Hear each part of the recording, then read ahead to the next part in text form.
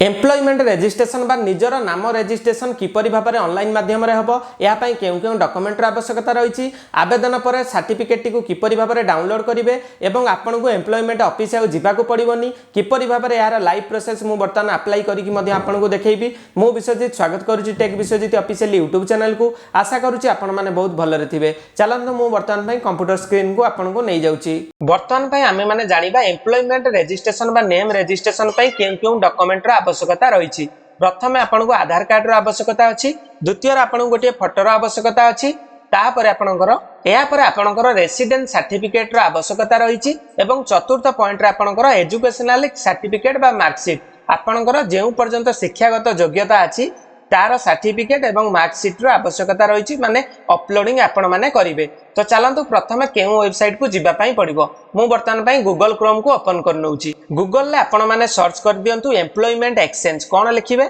ना employment exchange लिखिकी search करले आपण को एई भली एक वेबसाइट रो प्रथम पळे आसुथिबो director of employment and government of Odisha एहा पर वर्तमान पई मु क्लिक कर नउची क्लिक कला पर आपन को एई भली इंटरफेस देखै दबो ओडिशा वृत्ति सेवा ओडिशा सरकारंकर या पर आपण माने जॉब सीकर रजिस्ट्रेशन ऊपर क्लिक कर नियंतु तो चलंतु मु यहाँ पर क्लिक कर नउची क्लिक कर साला पर आपण को किछटा एबे इंस्ट्रक्शन दिया जाईची सेही इंस्ट्रक्शन टी प्रथम कोन दिया जाईची देखि नियंतु the minimum age limit for registration is 40 year no maximum age limit has been prescribe यार अर्थ होची एम्प्लॉयमेंट रजिस्ट्रेशन करबा को आपन को मिनिमम 14 वर्ष होइतिबा आवश्यक एवं आपन को जेते मैक्सिमम एज हेतिले मध्य एई पोर्टल रे आपण माने नामांकन कराई परिबे तापर द्वितीय कोन लेछि देखि नियंतु the candidate can register his your name from anywhere that has internet connection गोटे आवेदनकारी गोटे शिक्षार्थी जेकोसी स्थान रे इंटरनेट कनेक्शन अछि से सबुटी आवेदन करि परिबो एवं एई योजना रे अंतर्भुक्त होई परिबो 3 नंबर पॉइंट देछि कोन देखि नियंतु आज for ORTPS the service provided immediately after registration एहाकू सरकारंकर एबे घोषणा करा जाईची जो माने एम्प्लॉयमेंट रे रजिस्ट्रेशन करिवे सेमानकू आ ऑफिस जिबाकू पड़िबोनी तुरंत सेमानकर रजिस्ट्रेशन नंबर इमीडिएट एबे पोर्टल ले शो होइजिवो 4 नंबर पॉइंट कोन रहिची the registration required some document like soft copy of your photo JPG format रे आपनकर पासपोर्ट साइज फोटोटी 20 केबी रे आपण माने स्कैन करिकि एई पोर्टल रे अपलोड करि परिबे 5 नंबर पॉइंट कोन देइची the registration required other document like certificate marksheet from 10th onwards to your higher qualification in PDF format and size must be less than 100 KB यार अर्थ होची आपनकर दशम सर्टिफिकेट टू आरंभ करी जेते शिक्षागत योग्यता सर्टिफिकेट रहिला बार मार्कशीट रहिला सेही गोटिक PDF रे 100 KB भीतर स्कैन करिकि एटारे अपलोड करिया पई बाध्य तापर 6 नंबर पॉइंट कोन आपनकर आसिला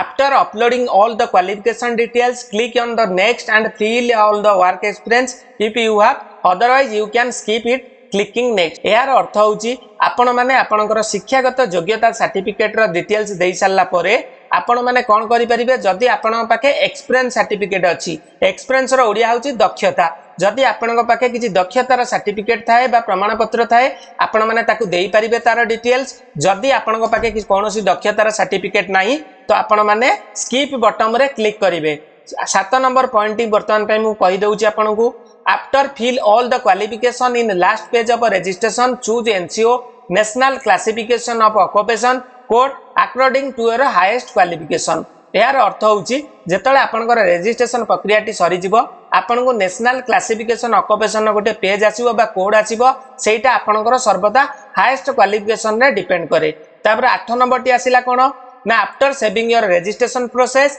is completed then you print your X10 certificate जेतबेले आपनकर रजिस्ट्रेशन प्रक्रियाटी समाप्त होई जिवो सेतबेले आपण माने आपनकर रजिस्ट्रेशन सर्टिफिकेट बा एम्प्लॉयमेंट सर्टिफिकेट काढिबा पई आपण माने X10 सर्टिफिकेट ऑप्शन ने क्लिक करिया पई पड़िबो तो चलंतु तापर आपण कोन करिवे ना यहाँ पर आपण माने स्क्रॉल करि नियंतु स्क्रॉल कला पर आपण को गोटी ऑप्शन दिया जाईची एस्पेक्ट आउ डिक्लाइन मु वर्तमान पई एस्पेक्ट ऊपर क्लिक टी करि दउची यहाँ पर आपण को एई भली इंटरफेस देखै दबो एठी कोन लिखिछि देखि नियंतु सिलेक्ट एक्सचेंज आपण को निजर एक्सचेंज टा बाछिबा पई पड़िबो प्रथमे देइछि क्वालिफिकेशन आपनकर जहा हाईएस्ट क्वालिफिकेशन अछि सेईटा को आपण माने देई दियंतु मु गोटिए +2 पिलार करूची तेनु करी +2 पास ऊपर रखि नेली तापर आसिला कास्ट आपनकर जातिटा केउ अंडर रे जाउची जनरल किबा SC ST किबा आपनकर जहा जाउची आपण आपनक हिसाब रे सिलेक्ट करि नियंतु मु वर्तमान पई जनरल ऊपर रखि देइछि जदि आपण एससीबीसी की एससी एसटी करिवे तो आपनकु कास्ट सर्टिफिकेट रो आवश्यकता पड़ी पारे या पर रहिला डिजाबिलिटी मोर देन 40% डिजाबिलिटी माने कोन ना जदि आपण माने विकलांग थिबे एवं 40% रु अधिका थिबे तो आपण माने एस बटन ऊपर क्लिक करले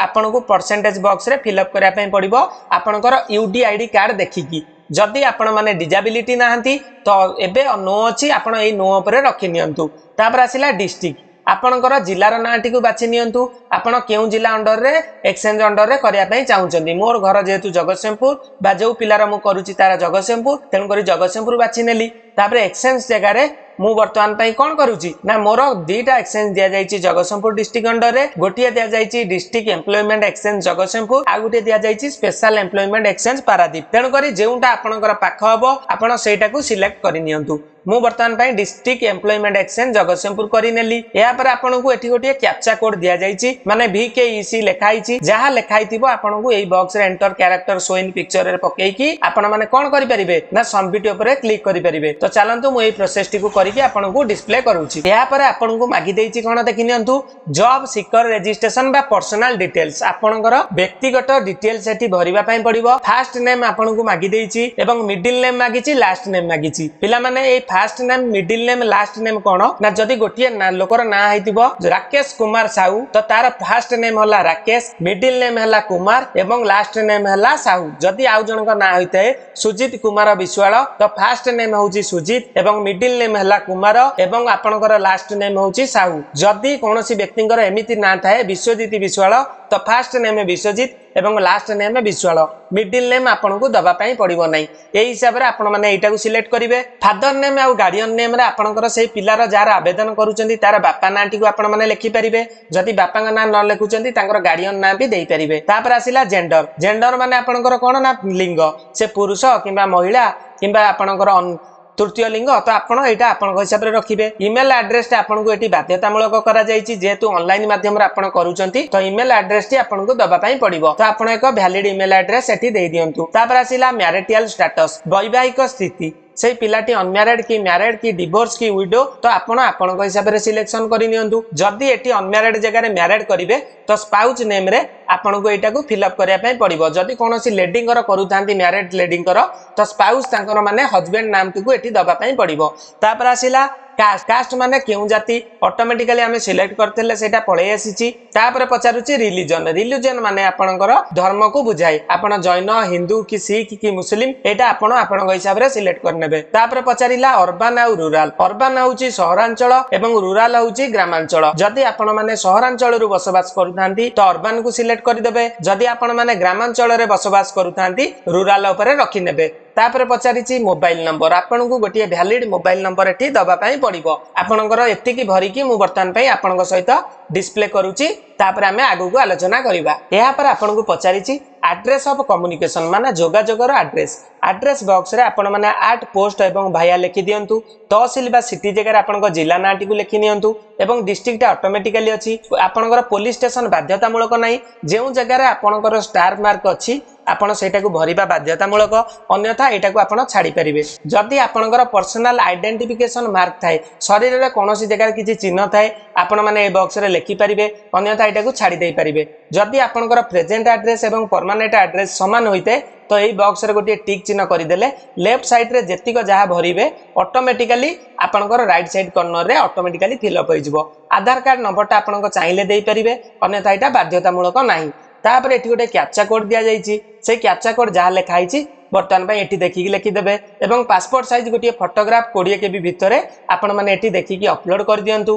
अपलोड परे आपनकर कोन आसिला सॉरी आपण गोटी पचारिची enter at least one of the certificate details गोटिए आपण को रेसिडेंट सर्टिफिकेट जदी परमानेंट रेसिडेंट सर्टिफिकेट थाए आपण एठी तार नंबर देई परिबे एवं से सर्टिफिकेट डेट टी केबे अप्रूव होईची देई परिबे एवं सर्टिफिकेट टी की एडिशनल तहसीलदार की तहसीलदार करचंदी ताकुर डिटेल्स टी देबे एवं तहसील रो नाटी को देई देबे एतिकी करिकी वर्तमान पे हमें नेक्स्ट ऊपर क्लिक करिबा। तो चलतु मुझे प्रोसेस करके आपको देखई दूची यापर आपको पचारि कौन देखी नियंतु एजुकेशनल क्वालिफिकेशन आपनकर शिक्षागत योग्यतार डिटेल्स दबाई पड़ो क्वालिफिकेशन लेवल जितेबाला आपण मैंने क्लिक करेंगे सेठी आपको दे देछि आपनकर हाईएस्ट क्वालिफिकेशन टी कौन तो बर्तमान पे आमे एबे 10th मार्क टी ऐड करबा तो 10th पास उपरे मु सिलेक्ट करनेली तापर आसिला एग्जाम पास आपण माने जदि 10th पास करिथांती तो 10th मैट्रिक पास रे रखि नियंतु या पर आपनको जेउ जगह रे सब स्टार मार्क अछि सेही सब जिंस आपनकर मैंडेटरी जेई बळी भाबरे अपलोड सर्टिफिकेट एवं मार्कशीट को आपण मानकर पीडीएफ फॉर्मेट रे 100 केबी भितर करि नियंतु एवं upload qualification highest qualification certificate scan copy T को मध्य